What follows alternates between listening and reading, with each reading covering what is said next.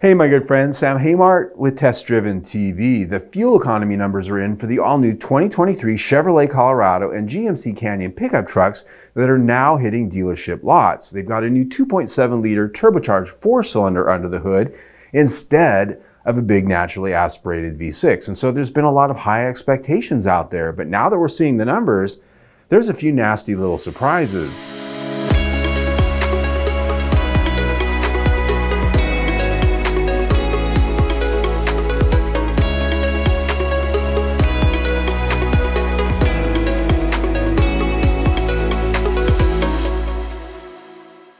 A lot of attention has been focused on the fuel economy numbers coming for the all-new 2023 Chevrolet Colorado and GMC Canyon midsize pickup. We've all had to wait quite some time until just this month when the EPA finally released the official numbers. Those who've ordered them have also been waiting for the trucks to finally ship out of the plant in Wentzville, Missouri. They couldn't ship the trucks until the numbers were finalized by the EPA. Since our test drive of various models of the 2023 Chevrolet Colorados earlier this year, we've been anxiously waiting for the data because all of the trucks I drove were showing quite a bit less fuel economy than expected.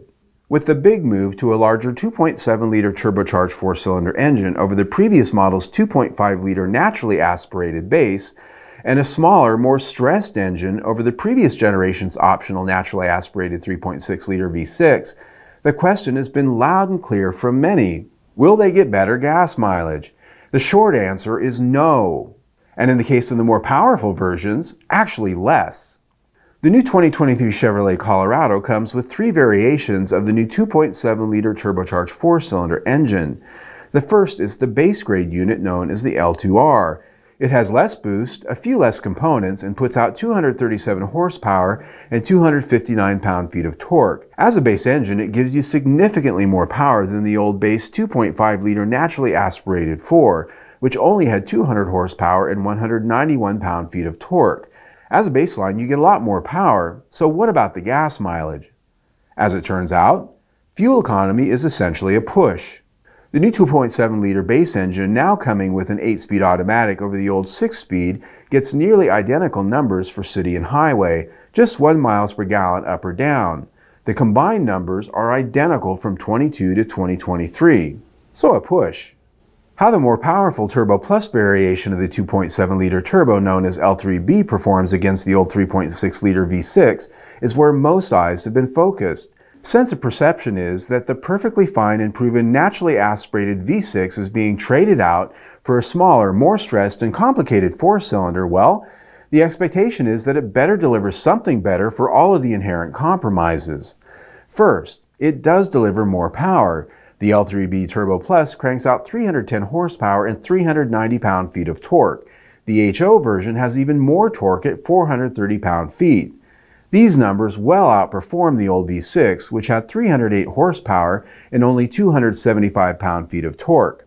But what about the gas mileage? Starting with the 2.7-liter Turbo Plus with two-wheel drive, it's rated at 18 mpg city, 23 mpg highway, and 20 mpg combined. While it's the same in the city, it gets 2 mpg less than the old V6 on the highway and 1 less combined mpg. Moving to the four-wheel drive 2.7-liter Turbo Plus, it's now rated with 17 mpg city, 21 highway, and 19 mpg combined. Again, it matches the old V6 in city driving, but gets a full 3 mpg less on the highway. Combined average mpg, however, seems to match out at 19 mpg. And it gets worse. If you option the mud terrain tires, such as on the Trail Boss, you do get a pretty good hit on fuel economy according to the EPA. The 2.7-liter Turbo Plus here only gets 17 mpg city, 19 mpg highway, and 18 mpg combined. Now standing back, it is fair to note that all these numbers are pretty close, combined being within 1 to 2 mpg. The good news is that even though it is highly tuned, the new 2.7-liter turbos all run on 87 octane regular fuel. Now here's the thing with these small turbocharged engines, when you load the truck up with people, gear, towing, going up mountains, going up in the hills, you are going to be dipping into that torque, you're going to be dipping into that boost, and guess what happens? These small turbocharged engines get thirsty. They get thirsty AF. This has been proven out with Ford's EcoBoost engines. They're fine driving around town and living in everyday life, But the minute you load that truck up and put it under a little bit of a load, these small engines get thirsty. So I would expect that fuel economy will be quite a bit less in real world driving if you're using it like a truck.